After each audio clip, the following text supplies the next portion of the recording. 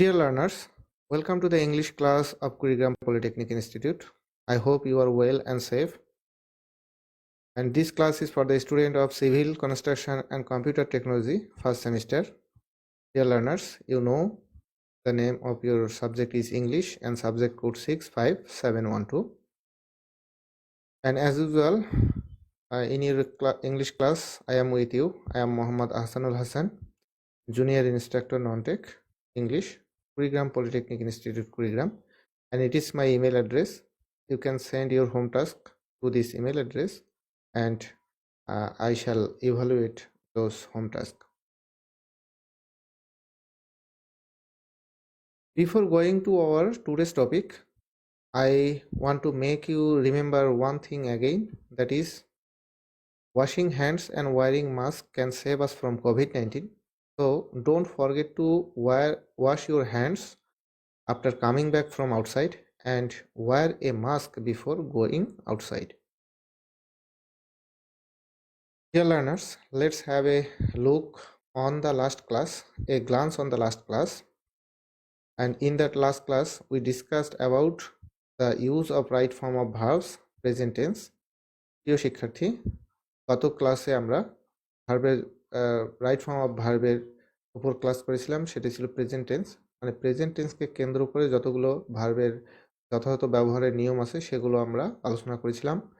এছাড়াও তোমরা গত ক্লাসটিতে শিখতে পেরেছো হোয়াট ইজ ভার্ব, ভার্ব কি সেটা সংজ্ঞায়িত করতে পারবে তোমরা এখন। What is the role of a verb in a sentence, একটি বাক্যে একটি ভার্বের কি ভূমিকা থাকে তাও তোমরা ব্যাখ্যা করতে পারবে। আর তোমাদের এই ভার্বটি কেন শেখা দরকার, ভার্ব সম্পর্কে কেন জানা দরকার, ভার্বের ব্যবহার, সঠিক ব্যবহার কেন জানা দরকার তা কিন্তু তোমরা বুঝেছো, এবং তোমরা ব্যবহার করার প্রয়োজনীয়তা কি কারণে করবে সেটাও তোমরা উপলব্ধি করতে পেরেছো। তো গত ক্লাসটি যেহেতু ভার্বের উপর, রাইট ফর্ম অফ ভার্বের নিয়মগুলোর উপর প্রথম ক্লাস, ওই ক্লাসটি খুবই গুরুত্বপূর্ণ ছিল। তোমরা যারা যারা ক্লাসটি দেখোনি অবশ্যই ক্লাসটি দেখবে, কারণ আমরা জানি যে ভার্ব ছাড়া কোনো বাক্য তৈরি সম্ভব নয়, এবং ভার্বের যথাযথ ব্যবহার যদি আমরা করতে না পারি তাহলে আমরা যে ধরনের কথা প্রকাশ করতে চাইব তার কথাটা সেভাবে প্রকাশ না হয়ে বিভিন্ন টেন্সে বা ভুলভাবে প্রকাশিত হবে। Today's topic, the use of right form of verbs, ভার্বের ব্যবহার past tense and future tense. আমরা আজকে যে আলোচনা করব সেটা হচ্ছে যে পাস্ট টেন্স এবং ফিউচার টেন্স নিয়ে, এবং পাস্ট এবং ফিউচার টেন্স নিয়ে যে সকল ভার্বের সঠিক ব্যবহারের যতগুলো নিয়ম আছে সেগুলো আমরা শিখব। মূলত আমরা স্ট্রাকচার শিখব এবং সংজ্ঞা এবং চেনার উপায়গুলো জানব, এবং কিভাবে এগুলো থেকে পরীক্ষায় প্রশ্ন থাকে সেগুলো আমরা এক্সারসাইজের মাধ্যমে দেখতে চেষ্টা করব। Learning outcomes, after this class student will be able to answer.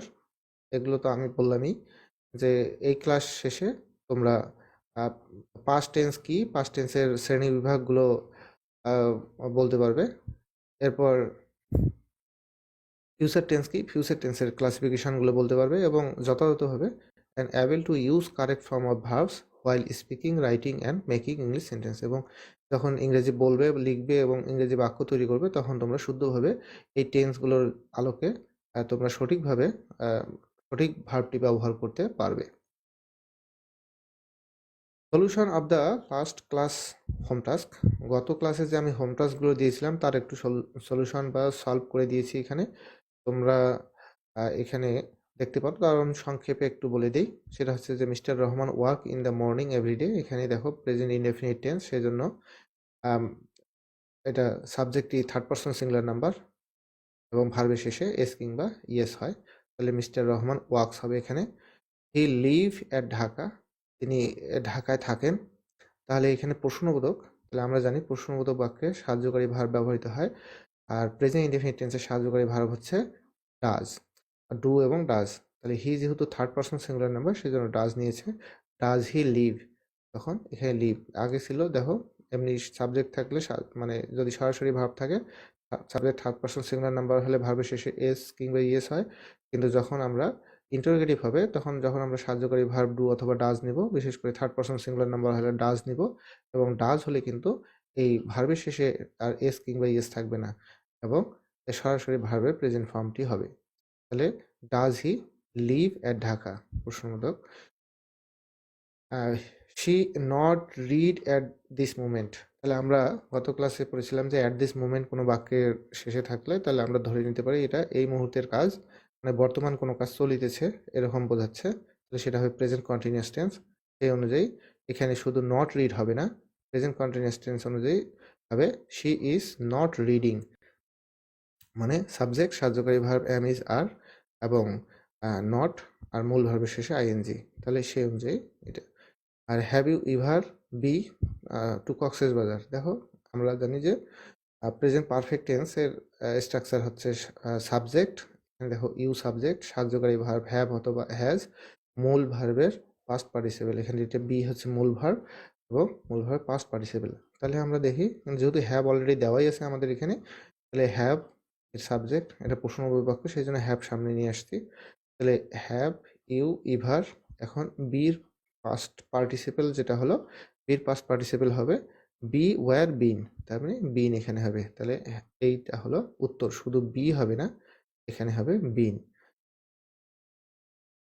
আবার আরো আছে সেটা দেখি আমরা, where you live, where you live, তাহলে দেখো হোয়ার ডু ইউ লিভ, আমরা আগে বলেছিলাম যে হোয়ার শব্দটি মানে যতগুলো ডাব্লিউএইচ ওয়ার্ড দিয়ে যদি কোনো প্রশ্ন হয়, ডাব্লিউএইচ ওয়ার্ডগুলো দিয়ে যদি প্রশ্ন হয় সেগুলোর পরপরই সেই ডাব্লিউএইচ ওয়ার্ডটির পরপরই টেন্স অনুযায়ী সাহায্যকারী ভার্ব বসাতে হয়।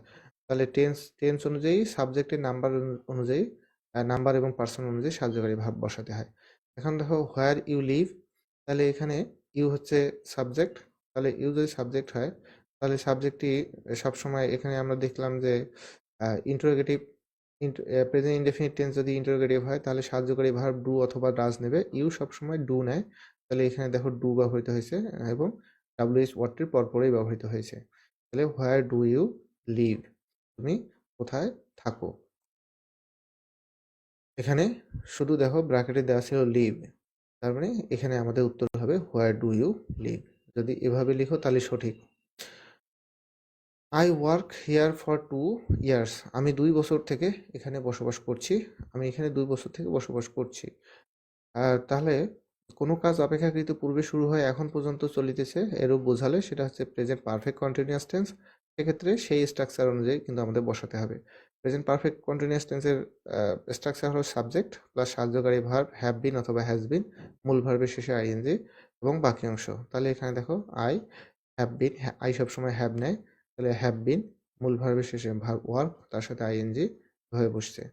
শি এনজয়স এ মুভি, তাহলে শি এনজয় এ মুভি, তাহলে এখানে দেখো এটাও আগের মতোই, তাহলে এটা থার্ড পারসন সিঙ্গুলার নাম্বার, আর শি এখানে যেহেতু প্রশ্নবোধক বাক্য সেই জন্য আমরা সাহায্যকারী ভার্ব নিয়ে এসেছি does, does she enjoy a movie, তার মানে এখানে শুধু এনজয় দেওয়া ছিল কিন্তু আমাদের প্রশ্নবোধক হওয়ার কারণে সামনে কিন্তু ডাজ চলে আসছে, does she enjoy a movie. এরপর দেখো recently I receive a letter from my father, তাহলে সম্প্রতি আমরা জানি যে কোনো বাক্যে যদি রিসেন্টলি, অলরেডি, জাস্ট নাও এগুলো যদি থাকে তাহলে সেটা প্রেজেন্ট পারফেক্ট টেন্স হয়।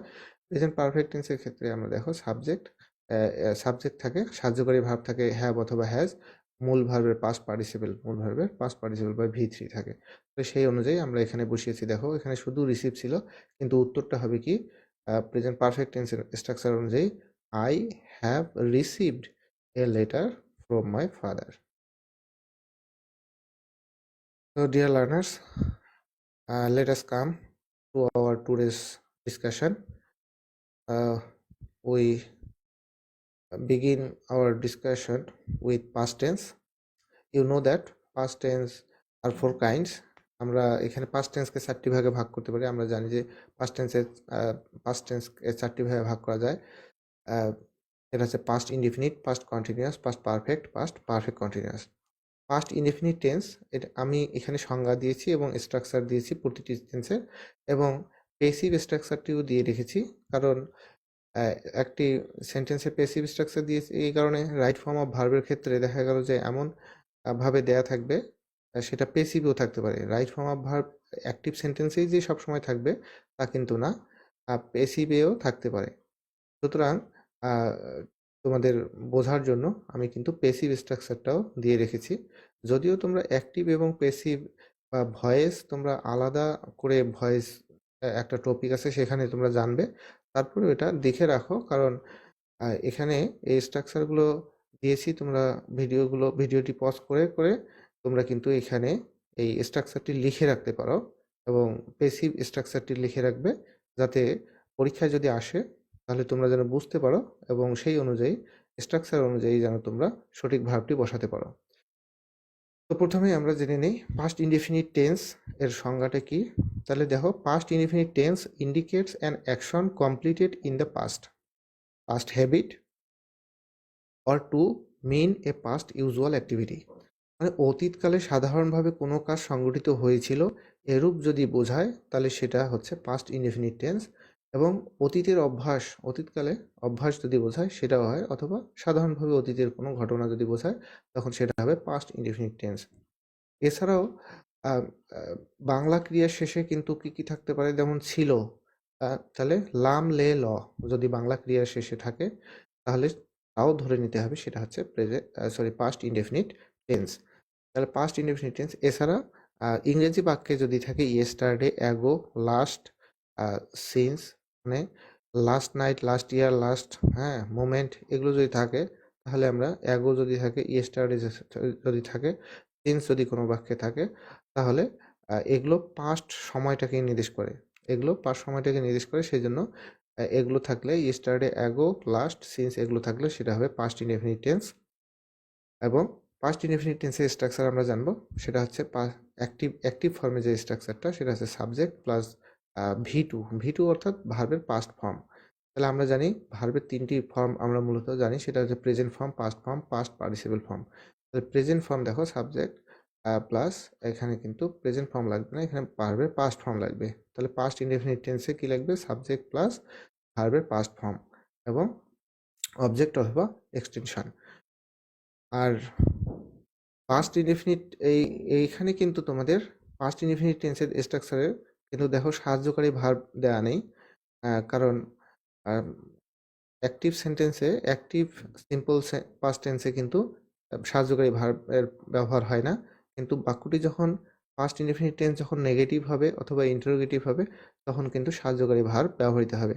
আর পাস্ট ইনডেফিনিট টেন্সের সাহায্যকারী ভার্ব হলো ডিড, মনে রাখতে হবে এটা। পাস্ট ইনডেফিনিট টেন্সের সাহায্যকারী ভার্ব হলো ডিড। তাহলে এখন আমরা একটু উদাহরণটা মিলিয়ে নেই। সাবজেক্ট প্লাস পাস্ট ইনডেফিনিট টেন্সের সাবজেক্ট প্লাস এখানে মূল ভার্ব ভিজিটের পাস্ট ফর্ম হচ্ছে ভিজিটেড। তাহলে I visited the place a week ago, the place a week ago. তাহলে আমি এক সপ্তাহ আগে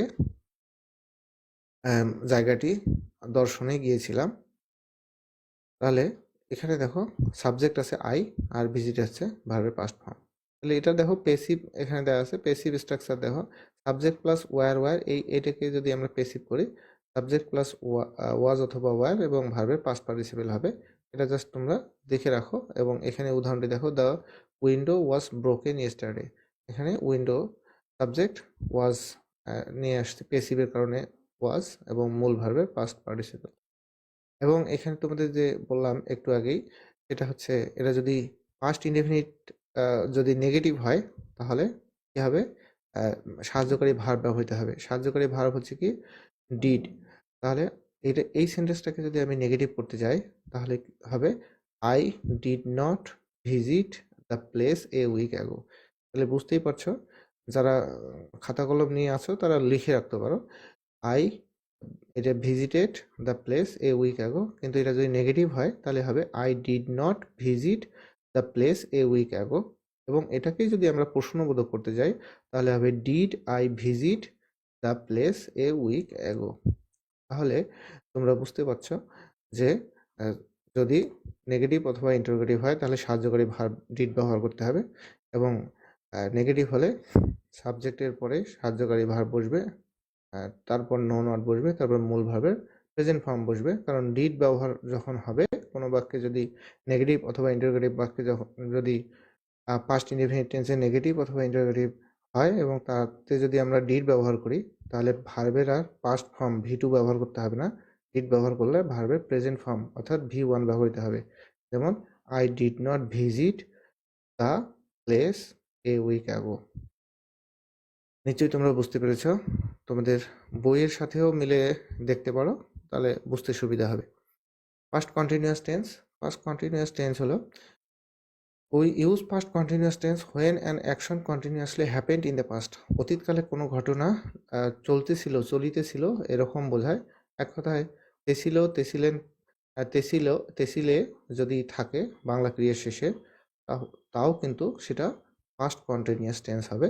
এবং কোনো কাজ অতীতকালে চলতেছিল, চলিতেছিল এরকম যদি বোঝায়, হচ্ছিল, চলিতেছিল এরকম যদি বোঝায়, তাহলে সেটাও কিন্তু হবে পাস্ট কন্টিনিউয়াস টেন্স।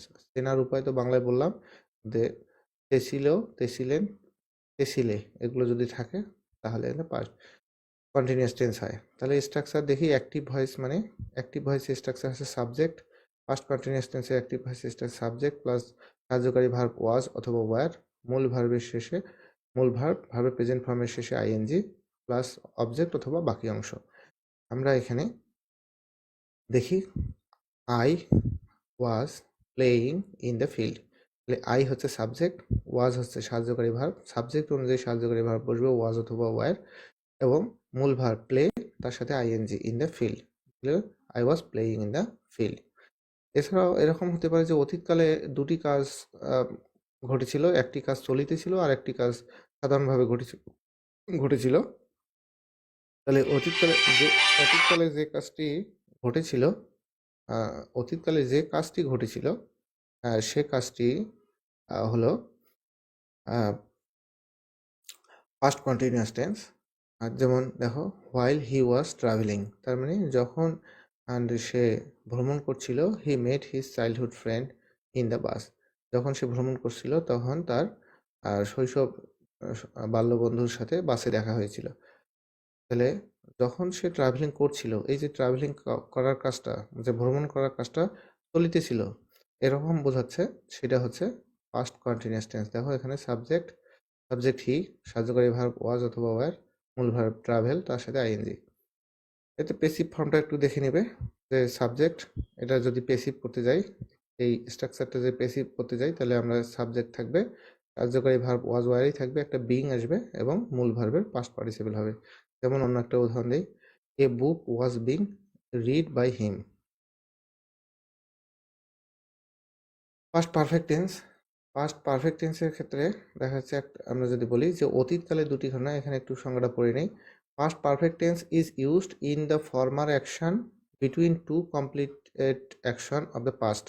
অতীতকালে দুটি ঘটনা প্রায় একই সাথে ঘটেছিল, অপেক্ষাকৃত যে কাজটি পূর্বে ঘটেছিল বা আগে ঘটেছিল সেই কাজটি হবে পাস্ট পারফেক্ট টেন্স, আর যে কাজটি পরে ঘটেছিল, অপেক্ষাকৃত পরে ঘটেছিল সেই কাজটি হবে পাস্ট ইনডেফিনিট টেন্স। তাহলে এখানে দেখো অ্যাক্টিভ ভয়েস, যে অ্যাক্টিভ পাস্ট পারফেক্ট টেন্সের যে স্ট্রাকচার, সেটা সাবজেক্ট প্লাস হ্যাড, কার্যকারী ভার্ব হ্যাড, মূল ভার্বের পাস্ট পার্টিসিপল প্লাস অবজেক্ট অথবা এক্সটেনশন। তাহলে এখানে দেখো I had done the work before my father came. এখানে দেখো দুইটি ঘটনা ঘটেছে, একটা হচ্ছে মাই ফাদার কেম, আমার বাবা আসলো, আর আমার বাবা এসেছিল, আর I have done the work, আমি কাজটি করেছিলাম। বিফোর, দেখো বিফোর দিয়ে কাজটিকে আগে, তাহলে আমি কাজটি আগে করেছিলাম, বিফোর মাই ফাদার কেম মানে আমার বাবা আসার আগেই আমি কাজটি করেছিলাম। তাহলে কোন কোন কাজটি আগে হলে, যে এই কাজটি আগে হয়েছিল, আমি যে কাজটি করেছিলাম সেটা আগের ঘটনা, আর যে কাজটি পরে হয়েছিল বাবা আসার কাজটি কিন্তু পরে ঘটেছিল।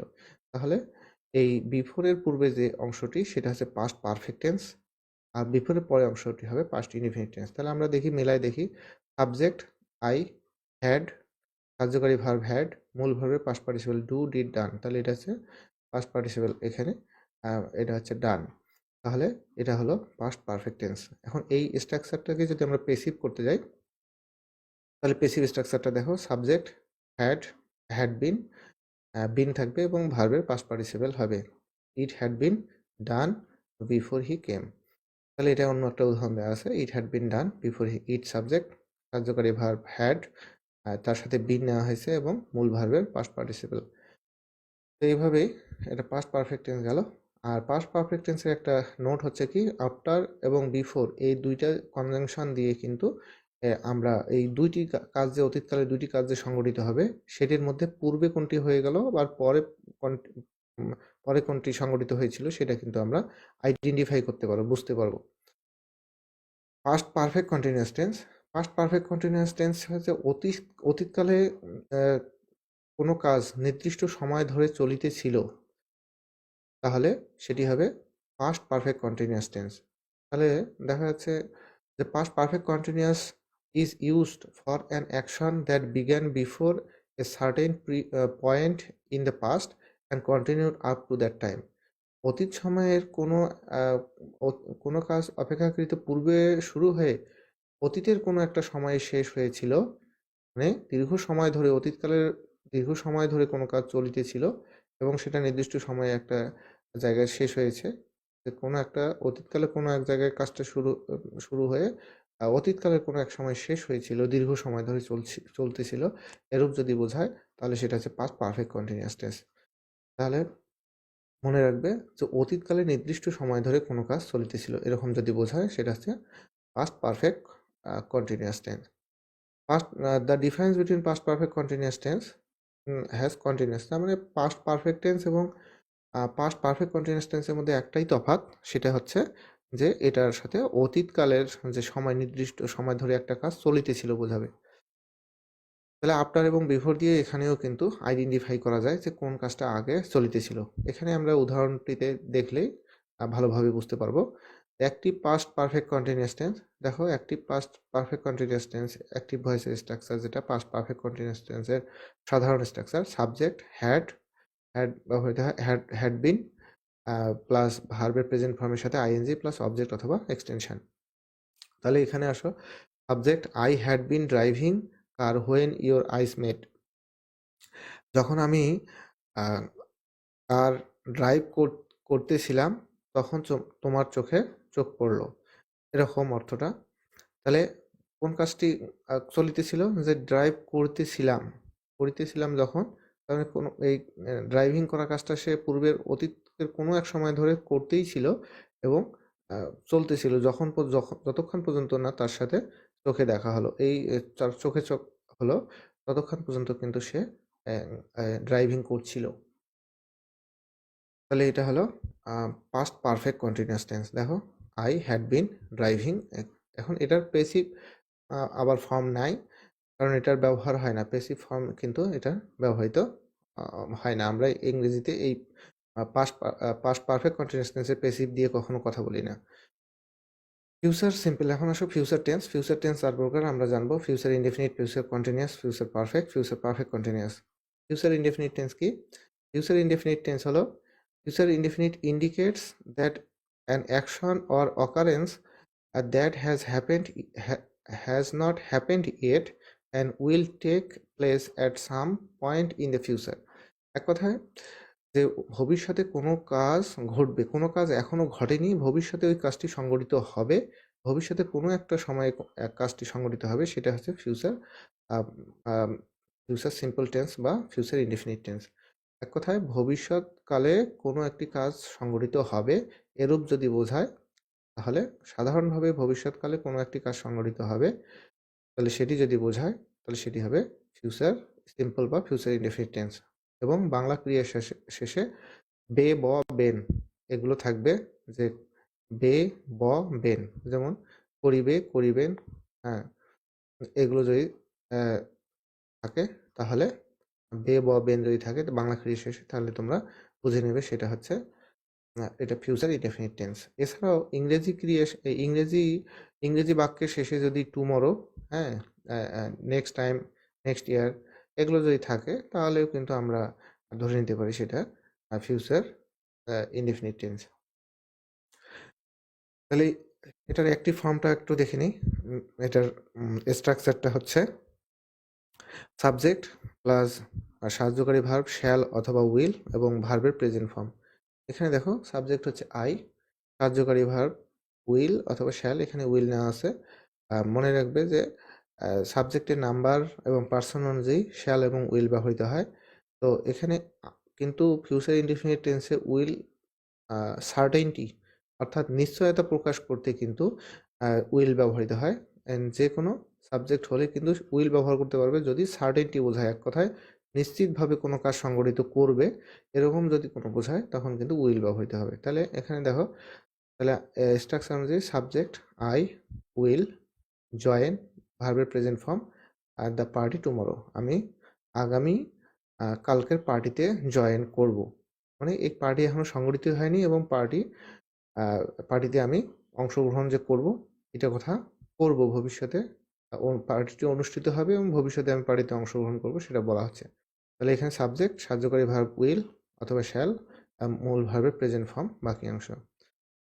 এক্সাম্পল দেখো, এখানে এক্সাম্পল হলো অ্যাক্টিভ ফিউচার সিম্পল, এটা হচ্ছে সাবজেক্ট, এটাকে যদি আমরা পেসিভ করি তাহলে সাবজেক্ট থাকবে উইল, এটা ডাবল হয়ে গেছে একই।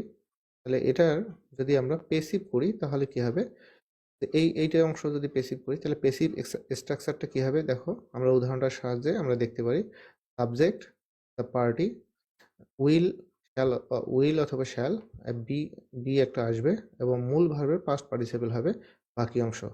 তাহলে এটার কি হবে, যদি আমরা এই ফিউচার ইনডেফিনিটকে যদি আমরা পেসিভ করতে যাই তাহলে লাগবে সাবজেক্ট কার্যকারী ভার্ব শ্যাল অথবা উইল, তার সাথে বি হবে এবং মূল ভার্বের সাথে পাস্ট পার্টিসিপল হবে, মূল ভার্বের পাস্ট পার্টিসিপল হবে এবং বাকি অংশ। তাহলে এই অ্যাক্টিভ ফর্ম এবং প্যাসিভ ফর্ম দুটোই মনে রাখতে হবে। আর এখানে একটু দেখিয়েছি যে বিভিন্ন 6 প্রকার সিচুয়েশনে আমরা কিন্তু এই ফিউচার ইনডেফিনিট টেন্স ব্যবহার করে থাকি। যখন কাউকে নিমন্ত্রণ ইনভাইটেশন করি তখন, দাওয়াত দিই, ইনভাইট করি তখন will you come to party, তখন আমরা ফিউচার ইনডেফিনিট টেন্স ব্যবহার করি। প্রিডিকশন অর্থাৎ মানে কোনো জিনিস যদি পূর্বে থেকে আমরা ধারণা করি তাহলেও কিন্তু সেটা ফিউচার ইনডেফিনিট টেন্স ব্যবহার করি। যেমন I think Bangladesh will win the match, Bangladesh জিতবে, আমি মনে করি বাংলাদেশ ম্যাচটিতে জিতবে। এবং আই উইল হেল্প ইউ, আমি তোমাকে সাহায্য করব। অফার প্রমিস, প্রতিজ্ঞা বোঝাতে I will pay you next week, আমি আগামী সপ্তাহে আপনাকে পরিশোধ করব। ইনস্ট্যান্ট ডিসিশন, তাৎক্ষণিক ডিসিশন বোঝাতে তখনও কিন্তু ব্যবহৃত হয় future indefinite tense. There is a chocolate shop over there, ওইখানে একটি চকলেট দোকান আছে। আই উইল বাই সাম, মানে আমি কিছু চকলেট কিনবো, এটা বোঝাতেও কিন্তু দেখো ইনস্ট্যান্ট ডিসিশনের ক্ষেত্রেও ফিউচার টেন্স ব্যবহৃত হয়। ফ্যাক্ট, সত্য ঘটনা বোঝাতে যে I will B 18 next month, আমি আগামী মাসে 18তে পড়বো, মানে আগামী মাসে আমার 18 বছর বয়স হবে, এর সত্য ঘটনা, সেটার জন্য এইভাবে কিন্তু ফিউচার ইনডেফিনিট টেন্স ব্যবহার করি। এবার আসো future continuous tense. We use future continuous tense to mean and continuous action in future, ভবিষ্যৎকালে কোনো একটি কাজ চলিতে থাকিবে এরূপ যদি বোঝায় তাহলে সেটাকে বলবো ফিউচার কন্টিনিউয়াস টেন্স।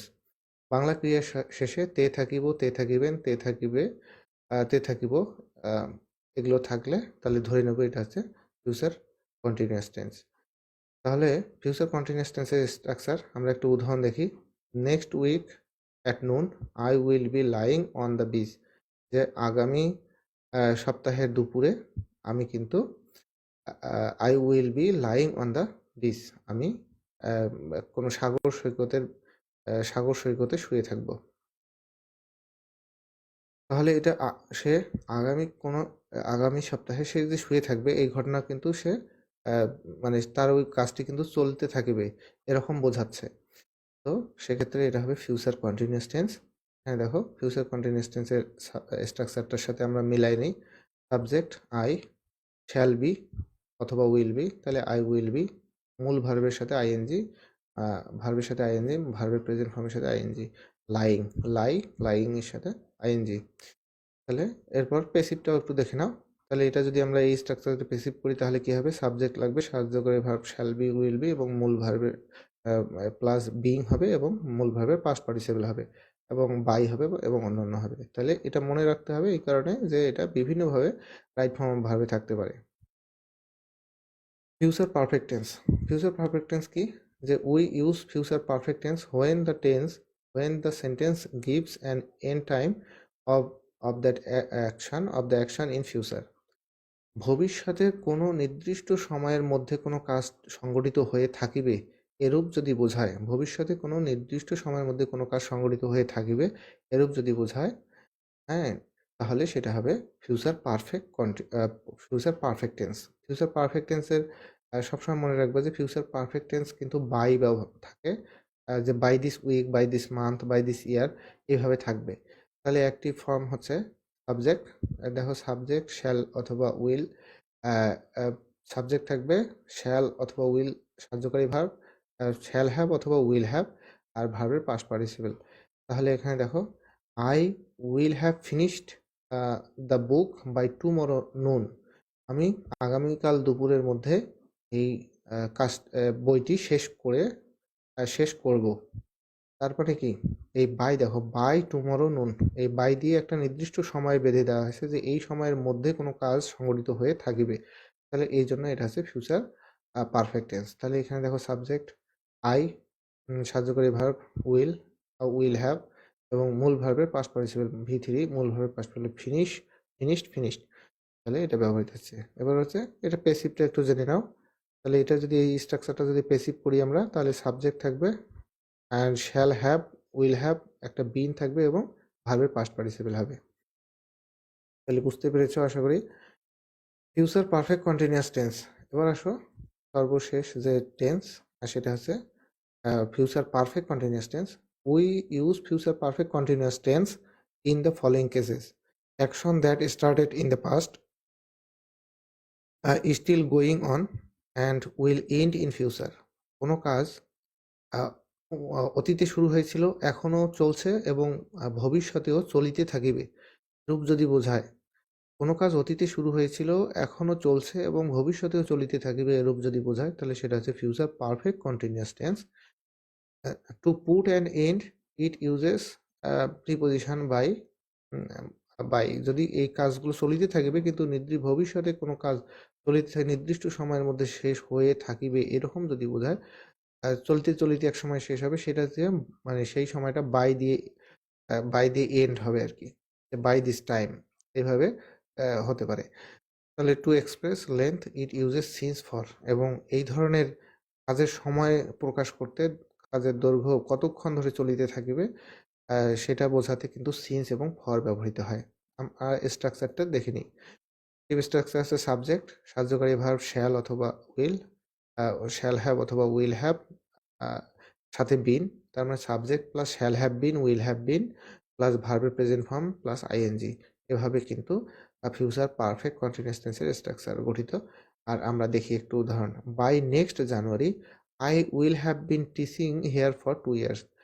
আমি আগামী জানুয়ারিতে আমি এখানে 2 বছর থেকে আমি 2 বছর যাবৎ শিক্ষকতা করিতে থাকিব। মানে 2 বছর থেকে, যে 2 বছর আগে শুরু করেছিল শিক্ষকতা, সে এখনো করছে এবং আগামী জানুয়ারিতে 2 বছর তার পূর্ণ হবে সেই কথা বলেছে, এবং তখনও সে শিক্ষকতা করতেই থাকবে এরকম বোঝাচ্ছে। তাহলে সেটা হচ্ছে ফিউচার পারফেক্ট কন্টিনিউয়াস টেন্স। দেখো এখানে স্ট্রাকচারের সাথে উদাহরণ মিলাই নেই।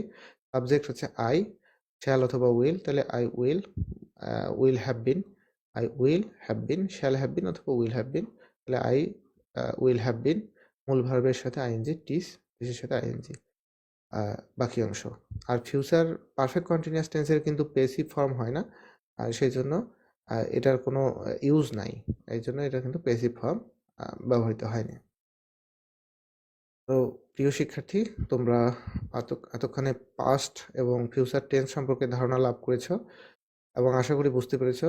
যদি বুঝতে না পারো তাহলে কমেন্ট করবে এবং আমি সেগুলোর উত্তর দিব পরবর্তী ক্লাসে। আর এক্সারসাইজগুলো এখানে দেখো, কিছু এক্সারসাইজ দিয়েছি। এই এক্সারসাইজগুলো তোমরা ভিডিওটি পজ করে বা থামিয়ে সেগুলো তোমরা খাতায় লিখবে, লিখে সেগুলো সলভ করবে। এই এক্সারসাইজটি এখানে দেওয়া থাকলো, এখানেও তোমরা দেখো, এখানেও 7 থেকে 11 পর্যন্ত দেওয়া আছে। এটাও পাস্ট টেন্সের উপর দেওয়া আছে, তোমরা এখানে পাস্ট টেন্সের উপর এক্সারসাইজগুলো এখান থেকে করবে, এবং ফিউচার টেন্স থেকে এখান থেকে কিছু এক্সারসাইজ দেওয়া আছে যেগুলো পরীক্ষায় তোমাদের থাকবে, বিভিন্ন সময় ছিল, এগুলো এখানে দেয়া আছে। তোমরা এখান থেকে এটা লিখে নিয়ে তোমরা কিন্তু এগুলো সলভ করার চেষ্টা করবে এবং যদি কোনো সমস্যা হয় আমাকে জানাবে। Home task: read all the rules of using right form of verbs from your book. তোমাদের বই থেকে যতগুলো রাইট ফর্ম অফ ভার্বের নিয়ম আছে সবগুলোই পড়বে। এটাই তোমাদের হোম টাস্ক এবং যেগুলো বললাম সেগুলো তো থাকবেই হোম টাস্ক। ওটার পাশাপাশি তোমরা বইয়ের সবগুলো নিয়ম পড়বে। টপিক ফর দ্য নেক্সট ক্লাসে তোমাদের আলোচনা হবে right form of verb, non finite verb. এক কথায় নন ফিনিট ভার্ব থেকে যে সকল রাইট ফর্ম অফ ভার্বের নিয়ম আছে সেগুলো কিন্তু আমরা পরবর্তী ক্লাসে শিখব। সেখান থেকে তোমরা কি ধরনের রাইট ফর্ম অফ ভার্ব থাকে সেটাও জানতে পারবে। আর নো মোর টুডে।